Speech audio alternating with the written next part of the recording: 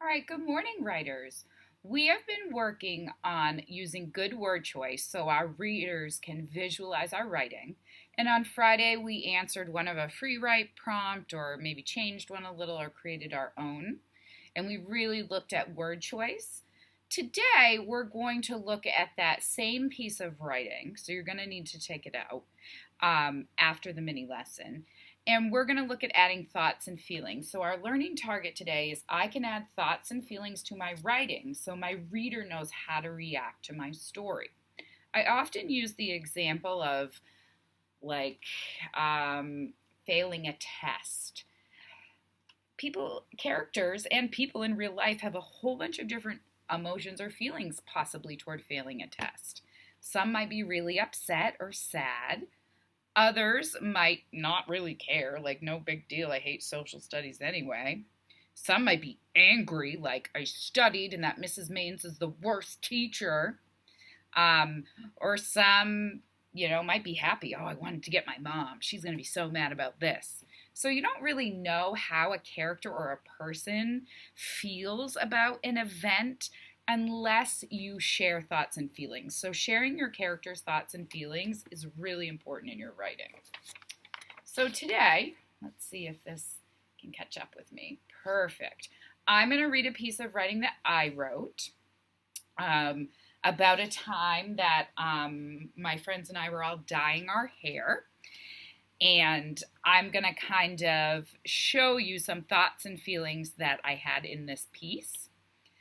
I'll just give you the backstory. In high school, a bunch of us wanted to dye our hair, and my hair was blonde, but I was really obsessed with it being really blonde. It's kind of silly looking back. And I used to put like sun in it during the summer, which is lemon juice, and I would sit out at the beach, and then I really just wanted it white blonde. So we got like the blondest hair dye. But when we dyed it, it was supposed to be like a temporary. It mixed with like the chemicals in the sun I was using, and it actually turned my hair brown. And I cried. I was so upset. And my parents called me Brownie all year because I'm totally a blonde, if you can kind of gather that. I have a picture of it. I'll see if I can dig that out or get it from my mom so you can see what I look like. It's quite hysterical. And I couldn't get it fixed because we were afraid it was going to fall out if we kept mixing it with stuff. So that's the backstory, and here is the writing piece that I wrote about it.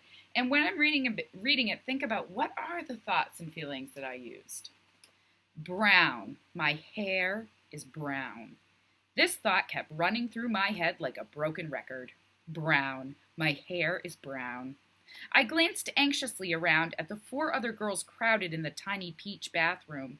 Their hair came out the right color. Why didn't mine?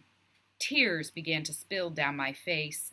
I'm a blonde, not a brunette. My hair was supposed to be a lighter shade of blonde.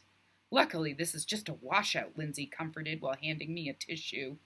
I sure hope it is, I replied through choked sobs. Boy, I'm never dyeing my hair again. I do dye my hair now, but I get it done professionally. All right, so let's start. I'm going to start like the assignment says for you to do with your own piece of writing, and I'm going to circle the thoughts that I had, or underline my thoughts. So brown, my hair is brown. This thought kept running through my head like a broken record. Brown, my hair is brown. And I'm going to label it with a T. That's definitely a thought that I had. I glanced anxiously, then their hair came out the right color. Why didn't mine? You can tell here I'm a little bit frustrated. I'm a blonde, not a brunette. My hair was supposed to be a lighter shade of blonde. And then, boy, I'm never dyeing my hair again. All right, so those were the thoughts I used. Now I'm going to circle my feelings and label those with an F.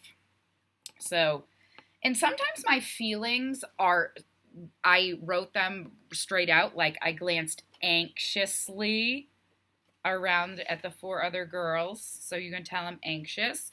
But then other times I decided to really show my feelings. Instead of just saying I'm sad, I said tears began to spill down my face. And you can really tell here that I'm sad.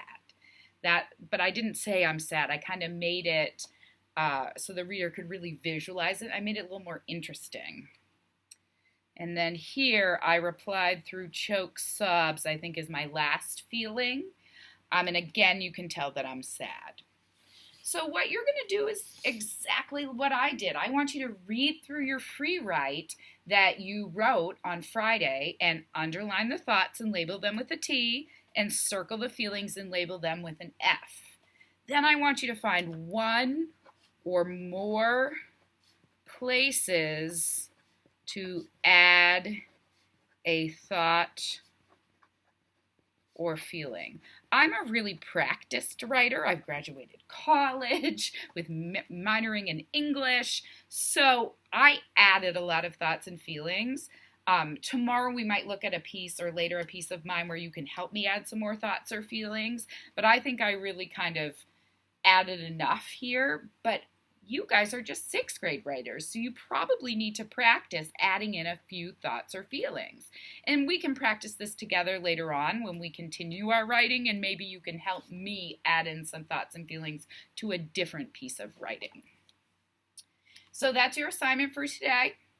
If you have any, do not forget to do your 5 nights a week of half an hour of reading. That's required for everyone, so maybe today you want to do some of that. And don't submit this. I will be checking over your reading and writing journals in class. My learners that are at home all the time, I'm going to schedule a conference with you one-on-one this week to look at your writing and your reading. All right, have a great day.